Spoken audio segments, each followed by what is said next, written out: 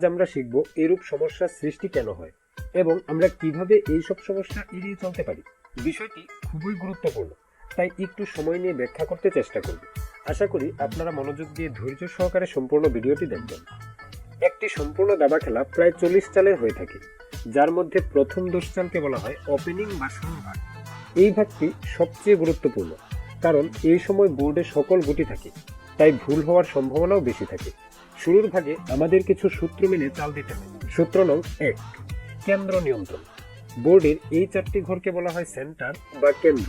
শুরুর দিকে এই 4টি ঘরকে নিজের অধীনে রাখতে হয়, অর্থাৎ এমনভাবে চাল দিতে হবে যেন প্রতিপক্ষের কোনো গুটি এই 4টি ঘরে বসতে না পারে এবং নিজের গুটিকে এইসব ঘরে বসানো যায়। এই বিষয়টিকেই কেন্দ্র নিয়ন্ত্রণ বলা যায়। এখন প্রশ্ন হচ্ছে কেন। লক্ষ্য করুন, কোনো মাইনর পিস যেমন ঘোড়া যদি বোর্ডের প্রান্তে থাকে, তবে সে 2টি বা 3টি ঘর নিয়ন্ত্রণ করতে পারে। এইসব ঘর হিসাব করে চাল দিতে পারলে ঘোড়া কোনো বিপজ্জনক পরিকল্পনায় অংশ নিতে পারবে না। কিন্তু যদি ঘোড়া বোর্ডের কেন্দ্রে থাকে, তবে সে 8টি ঘর নিয়ন্ত্রণ করতে পারে। প্রতিপক্ষকে কেবল ঘোড়ার জন্যই 8টি ঘর হিসাব করে চাল দিতে হবে, নয়তো যে কোনো সময় ঘোড়া যে কোনো বড় ধরনের বিপদ ঘটাতে পারে। কাজটি প্রতিপক্ষের জন্য পূর্বের তুলনায় এখন প্রায় 3-4 গুণ কঠিন, তাই তার ভুল হওয়ার সম্ভাবনাও বেড়ে গেছে। একইভাবে প্রতিপক্ষের হাতি বা রানীকেও বোর্ডের কেন্দ্রে বসতে দেওয়া যাবে না। এবার প্রশ্ন হচ্ছে, কেন্দ্র নিয়ন্ত্রণ করব কিভাবে। লক্ষ্য করুন, বিশপ দিয়ে কেন্দ্র নিয়ন্ত্রণ করতে 2 চাল লাগবে। ঘোড়া দিয়ে 1 চালেই কেন্দ্র নিয়ন্ত্রণ করা যায়, কিন্তু ঘোড়া বোর্ডের মাঝখানে খেলার শুরুর দিকে বসানো যায় না, প্রতিপক্ষের বোর্ডে তারা খেতে হয়। তাই উচিত সিদ্ধান্ত হচ্ছে E4 এবং D4 চালে কেন্দ্র নিয়ন্ত্রণ করা। পরবর্তীতে ঘোড়া চালে এইসব পণকে সাপোর্ট দেয় উত্তম। সম্ভব হলে বিশপ বা কুইন দিয়েও সাপোর্ট দেওয়া যেতে পারে। অর্থাৎ শুরুর দিকে খেলোয়াড়ের লক্ষ্য হচ্ছে কেন্দ্রের দিকে পাওয়ার সমূহকে নিয়ে যাওয়া। এমন কোনো চাল দেওয়া যাবে না যার কেন্দ্রের সঙ্গে সম্পর্ক নেই, যেমন নাইট H3 চালা যাবে না অথবা নাইট A3 চালা যাবে না। এতক্ষণ আমরা প্রথম সূত্র সম্পর্কে, অর্থাৎ কেন এবং কিভাবে কেন্দ্র নিয়ন্ত্রণ করতে হয় তা জেনেছি। এখন দ্বিতীয় সূত্র সম্পর্কে জানব। সূত্র নং 2, ডেভেলপমেন্ট বা অগ্রগতি।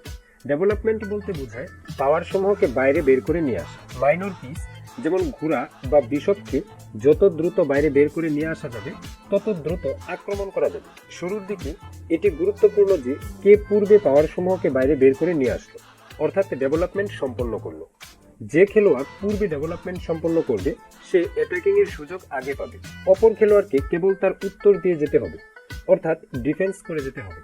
তাই বলা হয়ে থাকে যে হোয়াইট প্লেয়ার কিছুটা সুবিধা পেয়ে থাকে, কারণ হোয়াইট প্লেয়ার প্রথম চাল দেয়। ডেভেলপমেন্টের জন্য অনেক গেমবিটে পিস স্যাক্রিফাইস করা হয়। উদাহরণস্বরূপ, ডেনিশ গেমবিটে পরপর 3টি পয়েন্ট স্যাক্রিফাইস করা হয়, যেন প্রতিপক্ষ কোনো ডেভেলপমেন্ট করতেই না পারে এবং হোয়াইট প্লেয়ারের ডেভেলপমেন্ট সম্পন্ন হয়। এতে সহজেই আক্রমণ করা যায়। ব্ল্যাক প্লেয়ার একই সাথে সকল পাওয়ারের মোকাবেলা করতে পারে না। যা হোক, এখন আমরা শিখব কিভাবে ডেভেলপমেন্ট করতে হয়। প্রথমে E4 এবং E4 চালার পর নাইট F3, নাইট C6 চেলে ঘোড়া ডেভেলপমেন্ট করা যায়। বিশপ F4 বা বিশপ C4 চেলে বিশপ ডেভেলপমেন্ট করা যায়। একটি বিষয় অবশ্যই খেয়াল রাখা উচিত, যেন ডেভেলপমেন্টের সময় পাওয়ার সমূহ সর্বোচ্চ সংখ্যক ঘর নিয়ন্ত্রণ করতে পারে। অর্থাৎ এই ক্ষেত্রে বিশপ C4 চাললে বিশপ লাল ঘরগুলোকে নিয়ন্ত্রণ করতে পারে, কিন্তু বিশপ D3 চাললে বিশপ এত ঘর নিয়ন্ত্রণ করতে পারে না। আবার এমন কোনো ঘুরে চালা উচিত নয় যেন পাওয়ার সমূহকে তারা খেয়ে আবার পিছনে ফিরে আসতে হয়। যেমন bishop B5 চাললে A6, bishop A4, B5, bishop D3 চালতে হয়, যা সূত্রের বিরোধিতা করে। অর্থাৎ পাওয়ার সমূহকে নিরাপদ ঘরে রাখতে হবে, যেখান থেকে সে সর্বোচ্চ সংখ্যক ঘর নিয়ন্ত্রণ করতে পারবে এবং প্রতিপক্ষ তাকে তাড়াতে পারবে না। একই গুটিকে বারবার চালা যাবে না, এতে প্রতিপক্ষ ডেভেলপমেন্টের সুযোগ পাবে। যেমন নাইট F3 এর পর অর্থহীনভাবে নাইট G5 চালার কোনো প্রয়োজন নেই। সবশেষে মেজর পিস যেমন রুক বা কুইনকে শুরুর দিকে বাইরে বের করে আনা যাবে না। এতে মাইনর পিস যেমন বিশপ বা নাইট দিয়ে রুক বা কুইনকে আক্রমণ করা যায়। অর্থাৎ শুরুর দিকে মেজর পিস বের করলে প্রতিপক্ষ আক্রমণ করে ফাঁদে ফেলতে পারে। ফাঁদে না পড়লেও বারবার আক্রমণ করার ফলে একসময় প্রতিপক্ষ পজিশনালি অনেকটা এগিয়ে যায়, যা আক্রমণের অনেক সুযোগ করে দেয়। সর্বশেষ সূত্র নং 3, রাজার নিরাপত্তা। রাজার উপর খেলার জয়পুরতায় নির্ভর করে, তাই শুরুতেই রাজার নিরাপত্তা নিশ্চিত করতে হবে। দাবা খেলায় ক্যাসলিং নামক যে বিশেষ ধরনের চালটি রয়েছে, তার উদ্দেশ্য হচ্ছে রাজাকে নিরাপদে নিয়ে যাওয়া। লক্ষ্য করুন, কেন্দ্র নিয়ন্ত্রণ, ডেভেলপমেন্ট এর পর খেলোয়াড় সুযোগ বুঝে যে কোনো দিকে ক্যাসলিং করতে পারে। ক্যাসলিং করা রাজাকে আক্রমণ করা তুলনামূলক অধিক কঠিন। ক্যাসলিং এর ফলে রাজার নিরাপত্তার পাশাপাশি দুইটি নৌকার মধ্যে একটি সংযোগ স্থাপন হয়। খেলায় এই সংযোগ খুবই গুরুত্বপূর্ণ। প্রথম 8 চাল পর্যন্ত এই হচ্ছে দাবা খেলার সূত্র। যে কোনো দাবারুর লক্ষ্য হওয়া উচিত প্রথম 8 চাল এইভাবে দেওয়া। যদি সে এভাবে প্রথম 8 চাল দিতে পারে তবে নিশ্চিতভাবে সে প্রতিপক্ষ হতে অনেকটা এগিয়ে আছে। যদি আপনি সফটওয়্যারে এই পজিশনটি চেক করেন তবে দেখতে পারবেন এখানে হোয়াইট প্লেয়ার ব্ল্যাক প্লেয়ার হতে 4 পয়েন্ট অর্থাৎ একটি ঘোড়া বা বিশপ এবং একটি পণ এগিয়ে আছে। যদিও দেখা যাচ্ছে উভয়ের গতি সমান। যা হোক, বাস্তবে এরূপটা কখনোই ঘটবে না। প্রতিপক্ষ অবশ্যই এই 8 চালের মধ্যে কোনো কিছু চালবে।